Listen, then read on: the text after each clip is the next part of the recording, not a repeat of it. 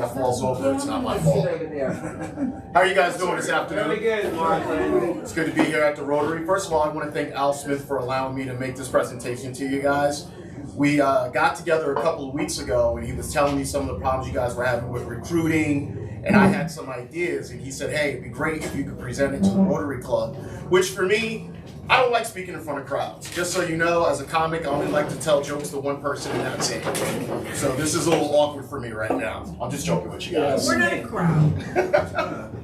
So, You're just, I was going to say, as he Mark, said, what happened to you? Just sort of bring your well, most people know I'm a shy kid, so there you go. My name is Bartley T. Johnson. I'm an engaging, motivational, solution-based public speaker. What I try to offer everyone when I speak to them is just not speaking to them and say, here, look at me, I know how to make a presentation. I always want to offer solutions because that's the name of the game when somebody brings you in front of them. When I ask you guys this, one of the questions he said to me was about youth engagement and how we can get more youth involved. Before I make my presentation, I just want to ask you guys, what ideas do you think you guys need in order to get more youth people involved? Can I ask you, sir? I don't know. It's tough lately since the pandemic. So we just got to find a way to motivate them to get them out. I agree with you 100%. Well, when you say youth, we're talking about 20s and 30s? Yes. Okay. I would say varying the times of our meetings, because a lot of them are working and can't make lunch meetings. I'll agree with you 100%. Anybody in the back of the room? I was going to say that too. I think at time, and I also think that there's a lot of organizations now that are like volunteer based, a lot more than there used to be. So that we're competing against a lot of other, they have like their passion, and then where Rotary kind of addresses a lot of different passions. Yes. For helping. So getting them to understand that this organization, they can do that plus way more. I don't know how to do I'll agree with you 100%. Yeah, I think we have to have a way to kind of advertise what we're doing or show people. A lot of times you ask them about Rotary and what's that? I mean, it's only, been around over 100 years. Old white men. And We're going to address the old white comment in a minute. But there's more to it. First of all, let's go to this graph I have for you guys. Rotary membership by age range worldwide percentage. 29 and younger, it is up to 1%.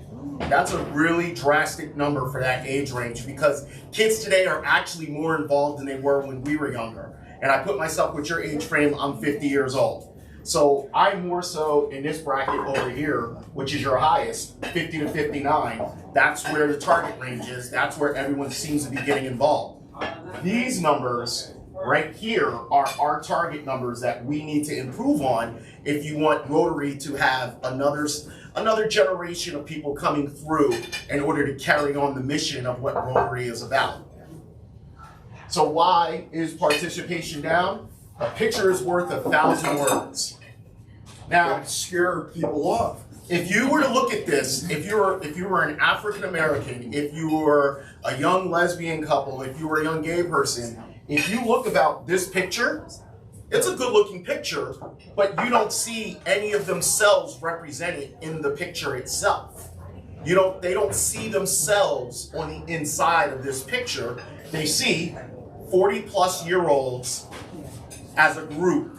And when I say a picture is worth 1,000 words, everywhere someone goes, everything that somebody does, they go to social media first because that's the easiest way. Even when I want to do public speaking, people go to my social media to see what I have done and see if there's anything that can scare people off, something they don't want to be associated with. So social media is where you are always going to go when you want to find out. First thing when they see this, they're going to say, why would I want to join a group where there's no one that looks like me? Social media accounts.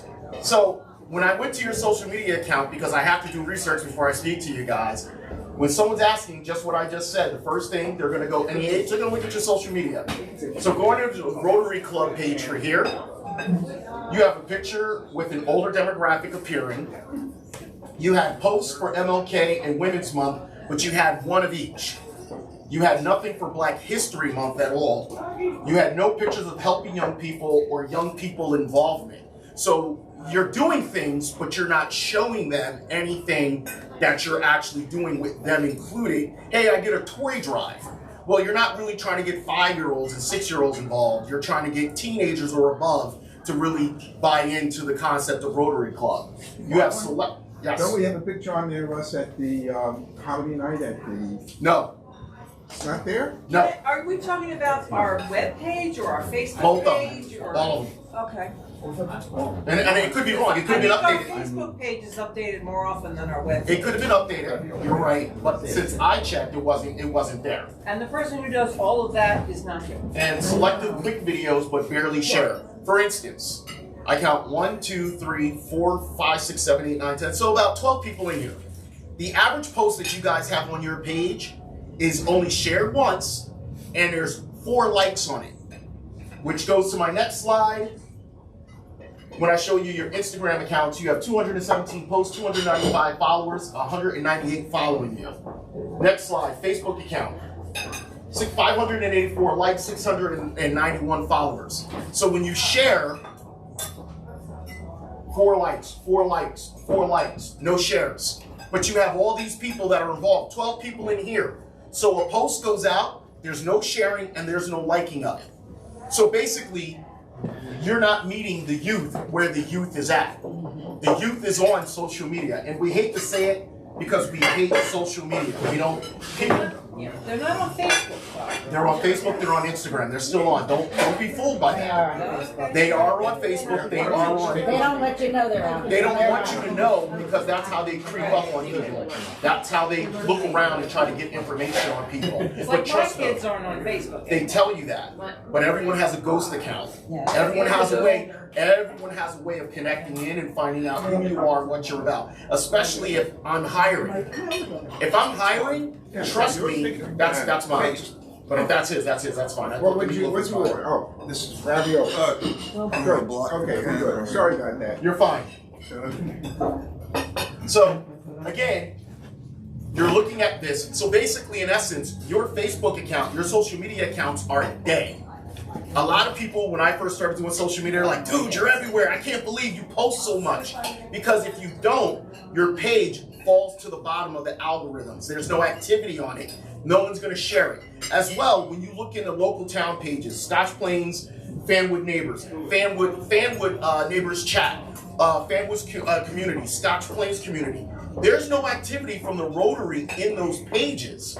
None at all. Sometimes you get a share from someone in the Rotary, but you don't see the Rotary Club itself sharing in that page to bring people towards it. So really, essentially, you're not alive when it comes to social media. So when I went to your Rotary News, this is all we saw on Rotary News. And this is on your website. I did this intentional to show you. Your Rotary News, this is all that's there. There's nothing for all the other initiatives that you have going on. There's nothing for all the other things that you have going on. It looks like the only thing you care about is raising money for your 85th anniversary. And maybe donating to United We Stand with Ukraine. That's what it looks like. It looks like essentially you guys are not doing anything. So if I'm a young person and I'm coming in, how am I going to get involved with a company that's not, or a group organization rather, that's not essentially putting in the effort to do other things or showing me that you're doing other things? Your page essentially just looks dead. Again, it's a website, but there's no updated activity Can I on ask a it. question? The other school of thought is if we put a million different things on there, it's confusing and you don't know what to focus on. There's a strategy to that. Okay. When a person knows what they're doing, there's a strategy to it. Okay. It's keeping up with the information. Give me a second. So there's your question. Yeah. Any questions Yeah. before I proceed? Because we're like focusing on that 85th anniversary because that's most important So right now. But if we put 20 other things And there's on the nothing page, wrong with that, but there's a way to share your other stuff and Okay. repost again about the 85th anniversary. Okay. Share your other information, post again about it. I want to There's a take notes strategy because the to it. person who does all this isn't here. Oh, that's fine. No questions? No, would you suggest hiring like a webmaster We're gonna get or to somebody that really knows a lot about this? We have Give me a moment and I'll get right to that for you. We need young people in our club so they can post for us. So how do you get younger people involved? There's an old saying, If the mountain won't go to Muhammad, then Muhammad must come to the mountain. There's a whole saying behind it, but basically, you want young people to come to you, but in essence, you need to go to the young people where they're at. Meet them in a Young Entrepreneurs Club, Young Republicans, Young Democrats, Young Liberals, whatever group they're in, you need to go there, especially because you guys are not political. You're not, I only want this type of culture or these type of people involved. So you need to go where they're essentially at in order to get them involved and show them your face. Kids want to see that you guys are doing. So here's another thing, how to reach the younger generation. Social media is one way to connect with younger people. You can easily show your interest in what they are doing and their goals. So when you see them throwing events around town, when you see them throwing events individually, so Boys and Girls Clubs of Union County, a lot of organizations now have figured out the way to tap into reach more people, work with other organizations. What other organization is doing work that we like, that has young people involved, connecting with those particular people and connecting with them and saying, hey, I'm part of Rotary. Did you ever consider Rotary? Boys and Girls Clubs, Second Street Youth Center, Urban League of Union County Young Professionals, the United Way of Greater Union County. These are all groups that if the president or whoever's designated to reaches out to them and say, we would love to connect with you. Yeah, we already have interact clubs in the high schools. Mm-hmm. We have what's called Rotaract in most of the colleges around here. It seems, you're reaching out to other organizations. We already have these people that we can. So when you're reaching out to them, you need to ask them. You got to ask to them, why is it not working that we're here? We've never gone to them and asked them to help us. But you got to, not only social media, you've got to ask them, what are you doing to help us have a presence with what you're doing? Because what a lot of organizations are, if you guys are quiet, it's like working in corporate America. I did IT for about 15 years. If I'm in the IT department and you're in the web design department and your computers are falling behind in web design, but you're never telling me, and then they fail, you're yelling at me and saying, well, IT's not doing its job. You never told me that the computers were failing. So if you guys are looking for results, you got to reach back out to these groups that you're intricately connected with, and ask them, what can we do to be more of a presence with them? So this is another way, not just social media, but another way of connecting with them and asking them, what can we do to be more of a presence because we want to bring more people to our organization? What can we do to combine with you guys? I'm not trying to dominate the questions, but I'm thinking it might be a good idea to have one or two interactors, one or two Rotaractors come to every meeting. They can somehow, the high school, they're a little bit flexible. In corporate America, we call it a brand ambassador. And that's what you're talking about. Every time they have a meeting, one of you guys should be at that meeting in order to have a presence. One of you, excuse me? When they have interactions, I'm thinking YMCA, you mean other groups who I are just gave you examples. not just Rotary groups like Interact, yes, but other groups who are sort of in the same space. A lot of the YMCAs are always trying to do things to get youth involved. Reaching out to the groups in the YMCA and asking the women's group at the YMCA, the men's group in the YMCA. We have the YMCA director. The director of the YMCA in our club. So I'm pretty sure she already knew this though. I'm just saying these are ideas. Sorry, you were doing all right. Yeah, okay, I didn't want to get punched down and be like, you don't know what you're talking about. Don't worry. So youth strategy involvement, making videos, and using the social media, which I already spoke on.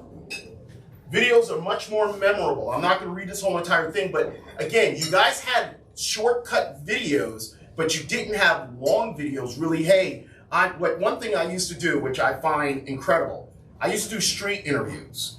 And when I started doing comedy and I started doing it locally, people would come up to me and be like, "Oh my God, you used to go to the street festivals." And you would do your quick little interviews of people at the street festivals. People remember these little itty bitty things. When you guys are at the street fairs and stuff like that, and you're trying to recruit, simply doing quick videos. Hey, Al Smith, I'm here at Fannie Wood Day. We're trying to recruit people, and then give 3 quick bullet points why they should join you. and bring somebody else in you that is part of Rotary, and quick interviews. Just real quick interviews. They can be 3 minutes long. You can even talk about it at length. The idea is the interaction. People remember things like that, and that's the kind of stuff that sticks in there. What are your initiatives? What are you going through? Put those in quick little dad videos. People will remember that beyond, you would be surprised. I did a show at Broadway Comedy Club. Some lady watched my podcast from 6 years ago and recognized me. And I mean, I've changed my logo. I'm a lot grayer now. I'm not as handsome I was back then, but she recognized me. She recognized the name Mr. Direct because that's what I labeled myself as. Videos work as long as you're pushing them out to the world. Okay, as far as length, you said 3 minutes? It could be 3 minutes, it could be longer than that. You can decide. If you get somebody that's doing it with you, you make that. Yeah, I thought on Facebook it said 3 minutes. It's 3 minutes because that's the maximum, but this is where we talk about podcasting. I started doing podcasting before podcasting was the it thing. Everyone laughed at me. Everyone said, what are you doing? Oh, you want to be famous, blah, blah, blah, blah.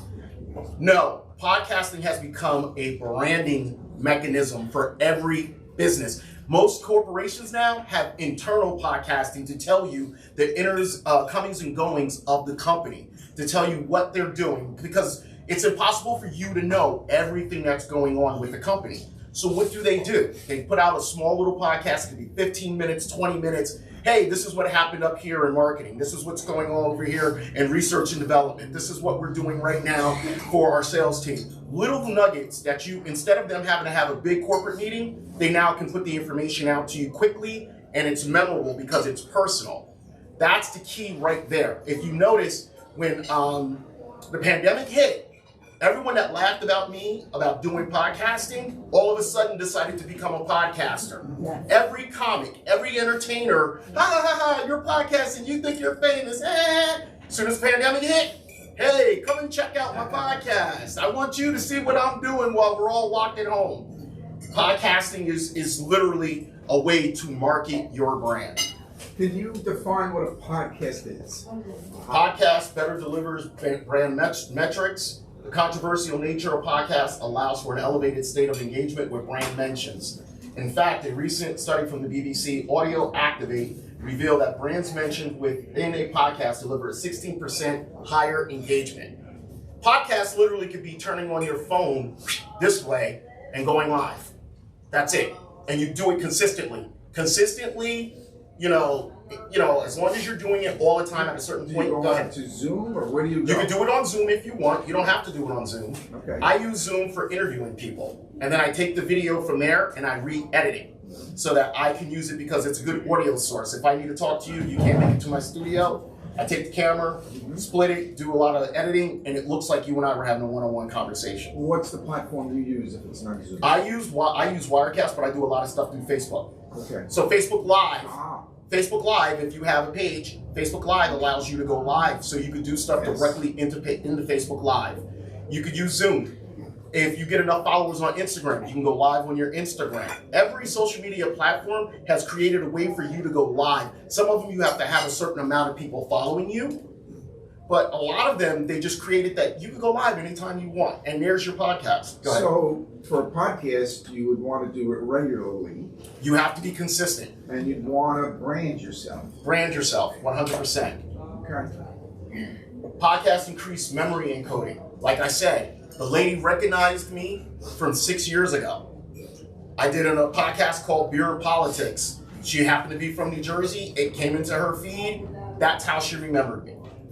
It's people see video and they automatically associate with you. They associate with the brand. And here's the thing, everybody thinks when you're podcasting you need 1 million followers. No, you do not. You need 691 people that are following you. And out of that, the average person in this has 333 people as friends. That gives you a 22,305, something like that. Weird number, but basically it gives you a level of reach that you wouldn't have if you're just keeping it amongst yourselves. If you share it, then you share it. Even though you guys are all connected by Rotary, you have different network connections. So now those different network connections start moving out and the algorithms change. Learning the hashtag, learning to constantly use the podcast platform in order to get people to see your brand and see what you're about. Podcast builds an emotional connection. When you're constantly doing podcasting, people, like the show that I used to do, it was called The Adult Conversation, right? I literally had a guy that I worked for at New Jersey 1015 hit me up and he said, "Where's the adult conversation?" Everybody thinks you want to be famous, and sometimes it's not about famous, it's about people that can relate to your brand or your voice and appreciate it. So I stopped doing the adult conversation, but every now and then I get an inbox message, "Where's your adult conversation? You don't do it anymore. What's up with that?" People, when they find something that they like and they know it's consistent, so I used to do the adult conversation every week, every 2 weeks. People bought into it and loved it. And it didn't make a difference to me that it was only 20 people. As long as it was 20 people that enjoyed what I was doing, I was okay. You guys are spreading your message of being in Rotary. You guys are spreading your message of involvement for the community and not individually. Where you guys get the leverage is, think about how many people in your particular organization have businesses. I'm gonna give you 15 minutes to brag about your business and how the involvement of Rotary helps you. Now you take that and you put it in Scotch Plains Neighbors, Fanwood Neighbors Chat, Scotch Plains Discussion. If you know people in Edison, you share it in Edison. Now, people everywhere see that you guys are not only doing the work here, but now you're sending it out. Every time when you help out on MLK Day, you go live and do a video from MLK Day and say, "Look where we're at, this is what Rotary does. This is who we're about." Because everybody wants to see that you're connected and not just throwing up pictures, because that's what Facebook used to be. Oh, throw up a picture and see I'm involved. They want to see the actual footage of you being involved, and they want to see the live connection. People connect when they know it's not a photo and that it's actually happening. Rotary having a podcast creates a unique opportunity. If you bring it, so last month, was it January, you had Jerry Cooney. Yes, yeah, it was. Okay, imagine if you did a podcast with Jerry Cooney. You don't think Jerry Cooney would have shared that out on his page? Everybody wants 5 minutes of fame, especially Jerry Cooney. He's a little punchy now, but you know, he wants that 5 minutes of fame. He wrote a book, right? And I love Jerry Cooney. I've met him a handful of times. He's a great guy. But even though you could say, well, it's our little podcast, there's no such thing as a little podcast. You don't know whose eyes are watching. If you say to Jerry Cooney, "Hey, not only am I going to let you come to Rotary and speak, we're going to put you on our podcast," first thing he's going to say, "Is that podcast available for me to share?" Of course, Jerry. Go ahead and take that link and share it out. So now all of a sudden, people start asking you, "Hey, I got a business in town. Do you mind if I do 15 minutes on your podcast?" And you make it about them, but your turn is, how am I involved with Rotary? How is Rotary helping me? What has Rotary given back for me to be involved? You do that with the youth organizations the minute you get connected with them. If you bring somebody like Dr. Matz, the fact that she's the school superintendent, how has Rotary helped her? What is she doing to make it better for her and for student involvement and things like that? These are the things that podcasts provide you, and that's the main reason why I waited till the end to show this to you. Podcasting is going to be your most powerful tool, because you guys, if you bring somebody that likes it and knows how to present it to the masses, knows how to edit it, produce it, or do whatever, that is going to be such a powerful tool, especially if you say, "Hey, we'll do it twice a month, 30 minutes or 15 minutes, whatever your number is, every other week." You do that for 6 months, and you're going to see people are slowly going to start, "Where's your podcast? Oh, I saw that this weekend. Okay, yeah, I kind of like that." As I was explaining to you before, these are your solutions. I always make sure you guys get a solution. So you said you have a guy already that does it. Actually, it's a woman, but yeah. A woman, social media manager.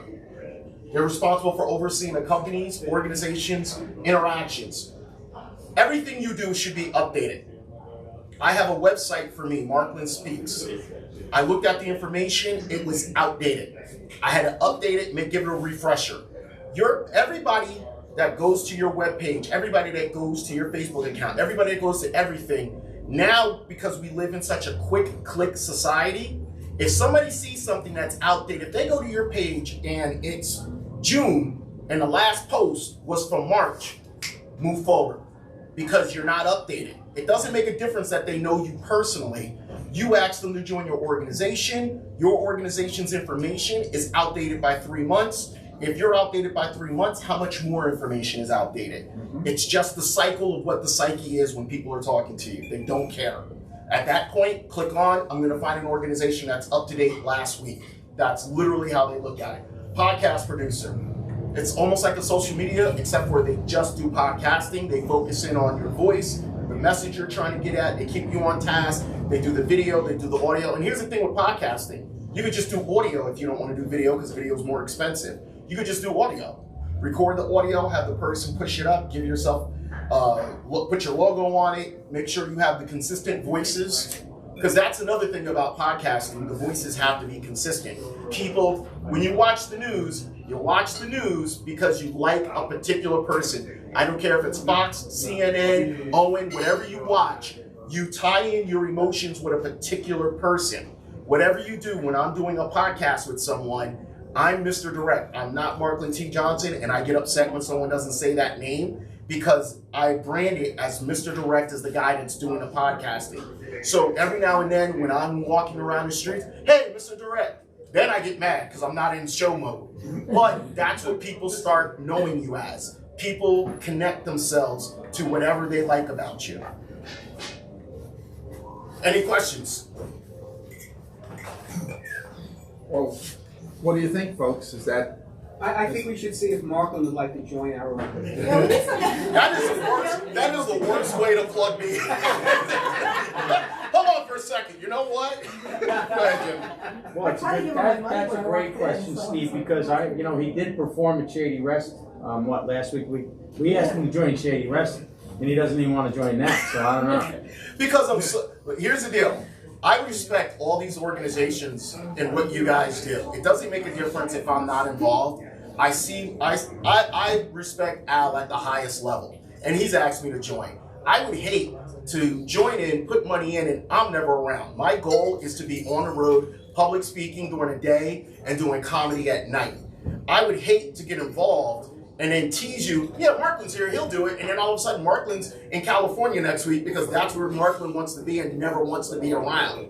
My goal is literally to be transient and moving all the time. It doesn't mean I never considered it, it just means at this point, I wouldn't be any help to you except for giving suggestions. Yeah, I was actually on a podcast on money raising from individuals this morning.